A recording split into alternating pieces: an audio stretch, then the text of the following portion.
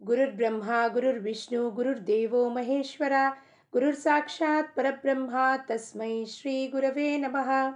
चिदंबर नमस्तेस्तु चिंतितार्थप्रदायिने औदुंबर सदा वासा चिदंबर नमोस्तुते. सर्व साधक बंधूंना, आत्मज्योतींना साष्टांग प्रणाम.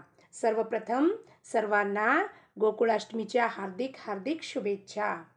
श्रीकृष्ण परमात्मा आपल्या जीवनात आयु, आरोग्य, सुख, समृद्धी, समाधानाची, दूध, दही आणि नवनीत लोणीची धाराकार समृद्धी ठेवो. आपल्या सर्वांवरती कृपा असू द्या, अशी त्याच्याकडे आपण सगळे मिळून प्रार्थना करूया. एक दिवसासाठी गोकुळाष्टमी नसून, एक दिवसासाठी दिवाळी नसून, दसरा नसून आपल्या जीवनात नित्य असावा. म्हणजे परमात्मा सोबत असलेला दिवस, घालवलेला दिवस कसा जाणार? आपला आनंदात जाणार. तो आनंद खरा आनंद आहे, शाश्वत आहे, नित्य आहे, नूतन आहे. त्याची प्रचिती आणि अनुभव आपल्याला परमात्मा देतच असतो. ह्या अभंगात भक्ती ही एक अवस्था आहे, असं राजारामजी महाराज या अभंगामार्फत आपल्याला काय बोध करतायत मनाला. काय म्हणतात? भक्ती प्रेमावीण काही देव भेटे कोणा पाही, नाही झाली देव भेटी व्यर्थ बोलणे दुसऱ्याची. अंगी भावा भक्ती प्रेम देव होतसे आपण, दास म्हणे चित्तशुद्धी चिदंबरा दे सद्बुद्धी. काय म्हणतात श्री राजाराम महाराज या अभंगात? नारद भक्ती सूत्रमध्ये एक सूत्र आहे, सातू परमप्रेम स्वरूपा. म्हणजे भक्तीची व्याख्या आहे की प्रेमस्वरूप जी भक्ती म्हणजे काय? प्रेम. प्रेम म्हणजे भक्ती. प्रपंचात आपण केलं तर त्याला आपण प्रेम म्हणतो आणि परमार्थात त्याला आपण सर्वोच्च अवस्था, त्याला भक्ती म्हणतो. भक्तीशिवाय देव भेटणार नाही हे प्रतिशत सत्य आहे. देवाविषयी खूप बोलले, अनेक ग्रंथ वाचले, पण भक्ती केलीच नाही तर ती काय होणार? कोरडी भक्ती होणार. आणि कोरडी भक्तीला देव कसा भेटणार हो? त्याला बोलवावे तर तो येणार ना. म्हणून देवाच्या भेटीसाठी इतर कोणते साधने नाही आहेत. एकमेव साधन म्हणजे भक्तीने, अत्यंत तळमळीने, काकुळतीने त्याला हाक मारावी. देवा, परमेश्वरा, मी पापी आहे. त्याला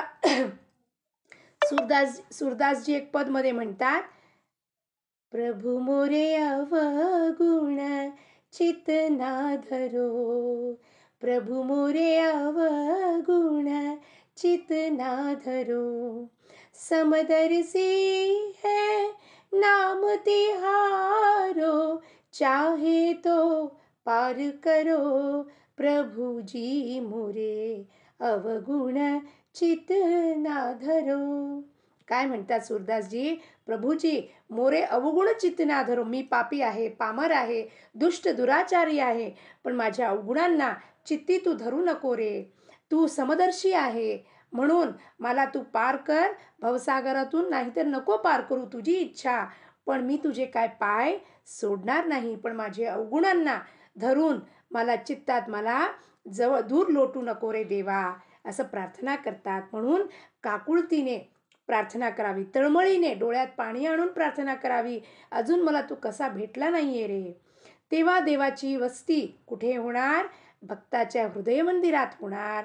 देव भक्तांच्या हृदयातून त्याच्या संपूर्ण देहात व्यापून राहतो. म्हणजे तो विभक्त न राहता काय होणार? भक्त होऊन जाणार. याचाच अर्थ असा, भक्त देहजीवन, कुटुंब जीवन, समाज जीवन यात रमून न जाता भगवत भावात स्थिर राहतो. म्हणजे प्रपंचाच्या मागे तो माणूस धावत नाही. ज्याला भगवंताची तळमळ लागली, आवड लागली, प्रेम लागली, तो माणूस जगाच्या नादी लागत नाही. जगाच्या या प्रपंचाच्या या बाजारात तो अलिप्त उभा राहतो. सगळं काही पाहत असतो, पण त्याच्यात तो मन गुंतवत नाही. स्थिर राहतो त्याचं मन. भगवत भावात त्याचं मन स्थिर राहतो. हा त्याचा स्थायी भाव होतो, परमनेंट. एकदा का परमनेंट त्याच्या हृदय मंदिरात परमात्मा आला, मग तो कुठेही जात नाही. त्यातच तो रमतो. येथेच त्याला खरे समाधान म्हणजे निजसुख, परमानंद म्हणा, ब्रह्मानंद म्हणा, लाभ होतो. इतर कोणतेही विषय त्याला रुचत नाही. त्याला आपण काहीही खाल्लं तर आपल्याला सवय असते, की आपण हे खाल्लं तर आपलं मन भरतो, पोट भरतो. तसंच देवाविषयी सोडून इतर कोणत्या विषयी त्याचं मन रमत नाही. मग कुटुंब कसं चालवतो? यथार्थ जीविका कसं चालवतो तो? तो उदरभरणानिमित्त कर्तव्यापुरती सगळे काही कर्तव्य आणि संबंध पाळत असतो. पण त्यात कुठेही मन गुंतवून प्रतिक्रिया देऊन मनाला खोळंबा आणत नाही, मनाचा खोळंबा करत नाही, दुःखी होत नाही, कष्टी होत नाही. चिदंबरा, ज्या परिस्थितीत तू मला ठेवलेला आहेस, मी त्यात आनंदी आणि समाधानी आहे. अर्थात भक्तीची पेठ तयार करण्यासाठी चित्तशुद्धीची मशागत करावी लागते आणि त्यासाठी काय करावं लागतो? बुद्धीचा निर्णय हा आवश्यक आहे. बुद्धी म्हणजे त्याच्यात परमात्मा परमात्माने प्राणी मात्राला काय दिलेलं आहे? विवेक दिलेला आहे. जागृत करून ते सद्गुरूच्या कृपेने जागृत करून आपल्याला बोध करतो, की सार असार विचार, नित्य अनित्य विचार शोधून काढ. शाश्वत अशाश्वत काय आहे रे बाबा, ते शोधून काढ आणि निर्णय घे तू स्वतःचा. मी मी कशाला कष्टी आहे? कशाला दुःखी आहे? का संसाराच्या बाजारात मी नेहमी अडकून पडलेलो आहे, ह्याच्यात पडलेलो आहे, त्याच्यातून मला बाहेर पडायचं आहे. हा निर्धार केलं, मग चित्तशुद्धी होणारच. तेव्हा चिदंबरा, गुरुदेवा, आपण मला हेच द्यावे, हेच सद्बुद्धी द्यावे, माझी चित्तशुद्धी करावी आणि आपला प्रेम परमोच्च अवस्थामध्ये मला घेऊन जावे. मन माझा उन्मनी अवस्था करावी. काय म्हणतात राजाराम महाराज एका अभंगामध्ये? मन करो उन्मन चिदंबरा, स्थिर करो मेरे मन, स्थिर करो मेरे मन चिदंबरा, स्थिर करो, माझं मन स्थिर कर रे चिदंबरा. उन्मनी अवस्था म्हणजे मला कोणी नको तुझ्याशिवाय, अशा अवस्थेत मला घेऊन जा. तुझ्या प्रेमाशिवाय मला दुसरं काहीच कळू देऊच नको रे बाबा.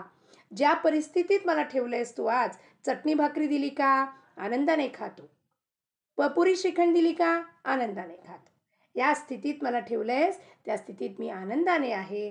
अशी आपण चिदंबराची कृपा भाकूया, राजाराम महाराजांची कृपा भाकूया.